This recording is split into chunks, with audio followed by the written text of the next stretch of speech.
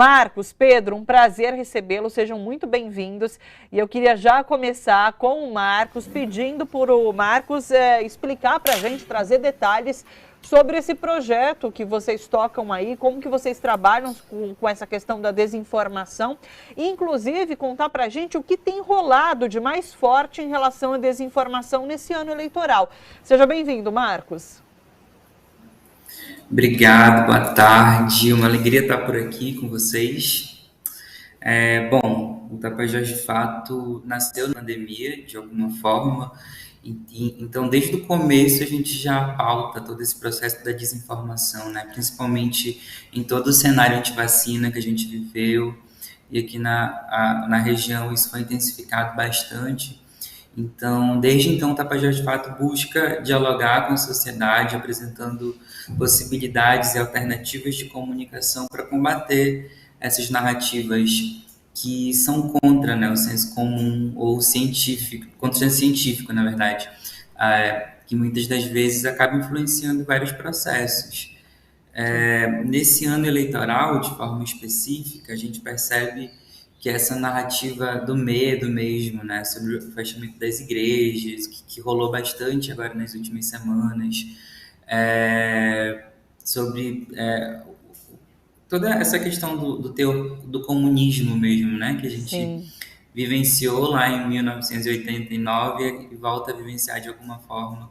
Quer dizer, eu não vivenciei, nem nascido era, mas a gente já estudou sobre esses processos e entende que hoje isso se repete, né? Trazendo essas narrativas, principalmente atrelado a essa questão da polarização que a gente está vivendo, e a narrativa de oposição a essa, né? De que o comunismo se instala na região cada vez mais. A gente tem vários projetos de assentamento na região, várias reservas extrativistas, várias florestas nacionais, e é o discurso de que quem tem terra vai perder as terras para o governo e tudo mais. Então, isso se espalha cada vez mais, e a gente tem buscado apresentar uma contranarrativa a isso tudo, mas principalmente com os povos tradicionais que nem sempre têm acesso a veículos como esse aqui. Geralmente são comunidades que têm só antena parabólica, que pegam lá o sinal do Sudeste, né? E a gente busca acessar esses lugares através das rádios comunitárias que possuem nas comunidades, e através de material impresso, sempre apresentando, então, outra narrativa para tentar desconstruir o que essa galera tem apresentado por aí. O Marcos, conta pra gente como acontece essa aproximação, né?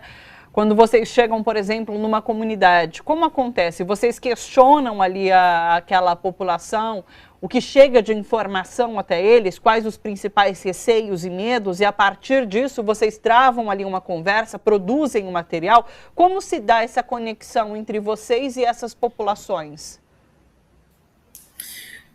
Nos últimos tempos, a gente percebe que, mesmo sem os dados, a Amazônia não é nem um pouco democrática quando o assunto é comunicação, e a telefonia, de alguma forma, isso é tão desigual quanto. Mas a gente percebe que, por onde tem esse acesso ao WhatsApp, ao Facebook, né, principalmente, a galera acaba acessando informação distorcida. Então a gente passou a acompanhar esses grupos assim de alas extremistas na região, e vai pegando o que eles falam por ali, né? Vai comentando. Por exemplo, a gente tem um projeto de assentamento agroextrativista, que é o Pai Lago Grande, que começa na frente da cidade de Santarém e termina na divisa com Juruti, que é outro município vizinho. E é uma terra bem rica assim, em minério. Então, a gente percebe que várias pessoas, várias empresas buscam apresentar narrativas distorcidas sobre o território para convencer as pessoas a venderem suas terras e tudo mais.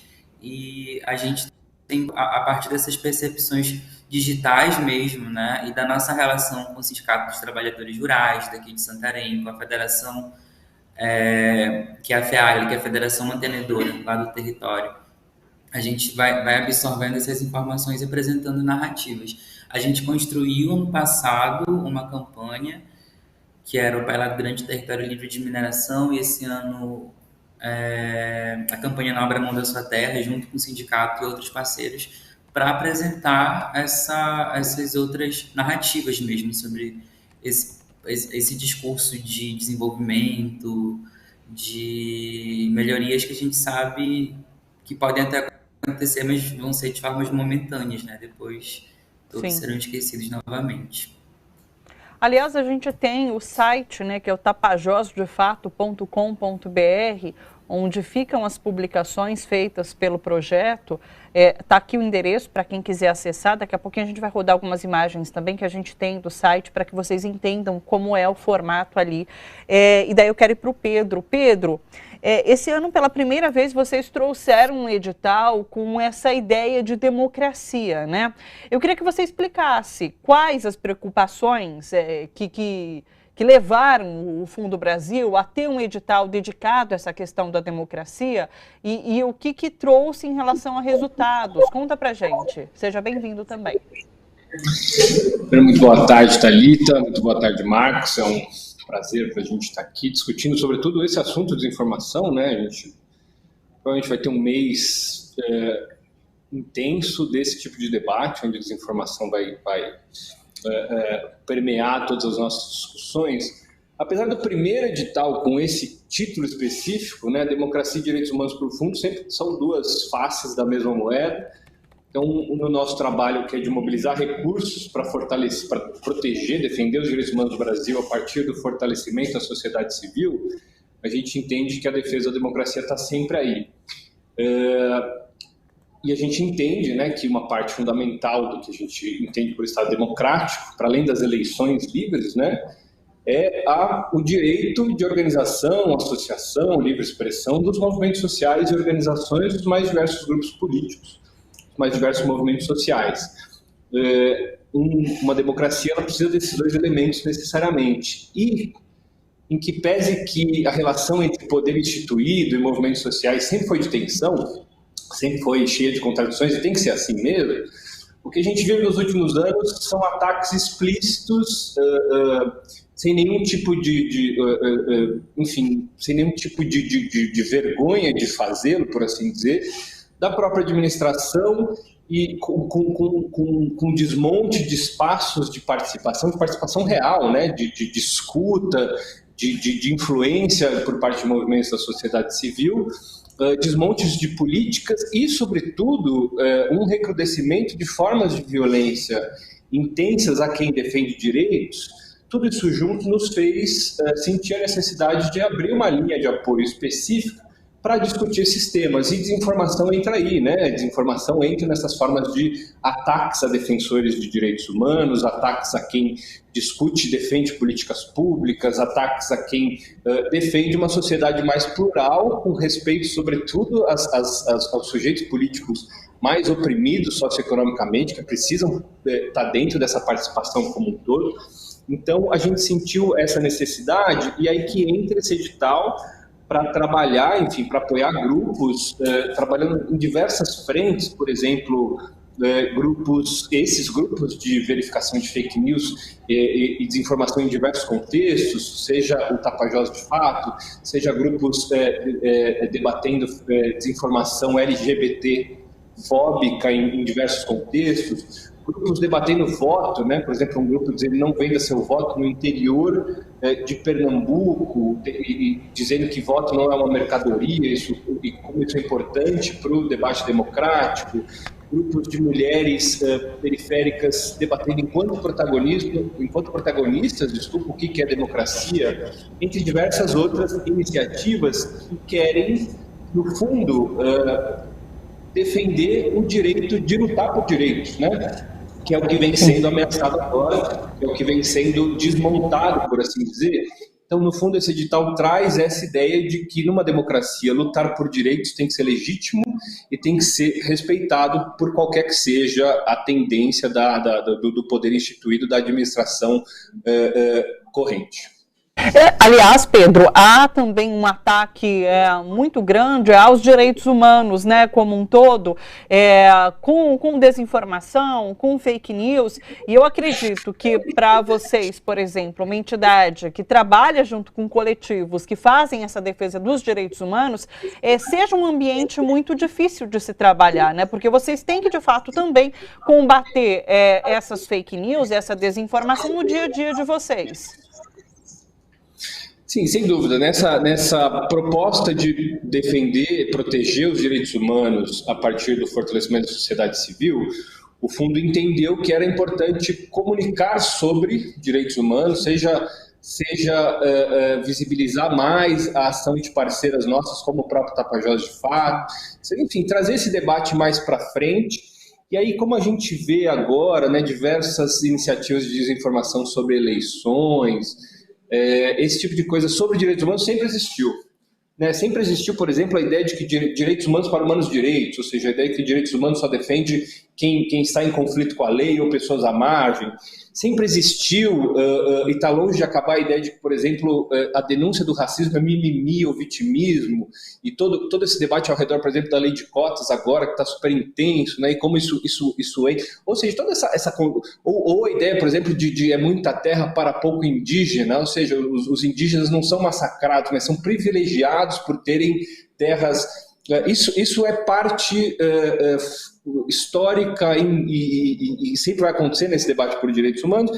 E aí o fundo foi entendendo que a gente, enquanto fundação, além de apoiar financeiramente os grupos ou estar junto deles, a gente precisava também comunicar o que a gente faz, facilitar o fluxo de comunicação dessas iniciativas para a sociedade como um todo, como uma forma não só de combater a desinformação, mas de visibilizar esse trabalho de defensores e defensoras de direitos, desculpa, que muitas vezes é super invisível, é longe, como o próprio Marcos disse, em lugares que a mídia não se interessa. Existem desertos de informação no Brasil muito conhecidos, e para isso, enfim, dessa forma a gente tem iniciativas de comunicação com essa proposta, das quais a principal é a plataforma Brasil de Direitos, que a gente já falou muitas vezes aqui na TVT, né, que pode ser encontrada no endereço brasildedireitos.org.br, que no limite é uma iniciativa conjunta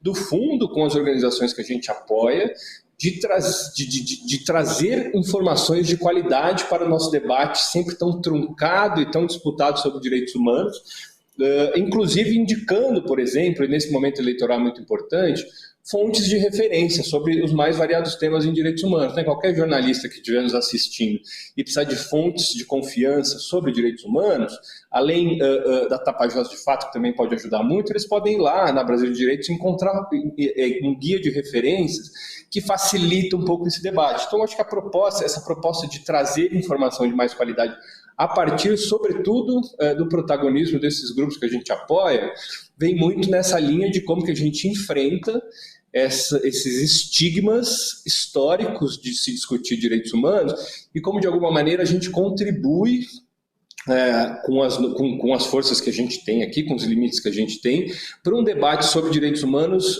mais amplo, mais forte e que chegue mais gente. Só para finalizar, Marcos, eu queria que você, inclusive, falasse sobre a importância desse projeto que vocês desenvolvem para que sirva como inspiração para que outras pessoas também trabalhem nesse sentido. Porque, como a gente viu, a população tem essa percepção de que as fake news podem atrapalhar o processo eleitoral que a gente está vivendo nesse momento, que podem, de alguma forma, prejudicar a nossa democracia. Então, eu queria que você alertasse sobre a importância de fazer chegar a informação para aqueles que não têm acesso ou têm um acesso, às vezes, meio enviesado. Fala para a gente. Eu costumo dizer, assim, quando a gente está a gente também atua com educação popular, né, nos territórios da região, e a gente sempre fala que, às vezes, até nos avisos do final da missa, a gente pode fazer comunicação, a gente pode desconstruir alguma mentira, alguma fake news implantada por ali. Então, é fundamental que a gente esteja atento, sim, principalmente nesse processo em que a democracia está em jogo, de alguma forma, de estar ligado o tempo todo, de estar conectado com os nossos espaços, com os nossos territórios, com as nossas redes sociais, principalmente, e estar, a partir dessa conexão, entender o nosso lugar como agentes pela garantia da democracia dos nossos espaços, agentes de um processo de renovação mesmo, né, que a gente precisa enfrentar e vivenciar a partir desse ano, para que a gente consiga pelo menos tentar ajeitar um pouco mais as coisas por aqui. Então, é fundamental que a gente perceba, e se perceber essas injustiças, se perceber qualquer notícia mal dada, notícia mal informada, sempre interromper mesmo essa fala e dizer que isso é mentira, porque uma mentira contada muitas vezes se torna uma verdade. É isso. Deixa eu dar de novo o site para vocês. Olha só, são dois. O fundobrasil.org.br, que vocês já conhecem, inclusive, e o outro do projeto, que é o tapajosdefato.com.br. Marcos, muito obrigada. Ainda bem que a conexão segurou. O Marcos está em Santarém, no Pará. A gente estava com medo da conexão, mas deu tudo certinho. Que bom. Muito obrigada. Pedro também. Muito obrigada pela participação. O Fundo Brasil sempre super bem-vindo por aqui. Um beijo para vocês. Até uma próxima. Um grande abraço, Marcos. Até, pessoal.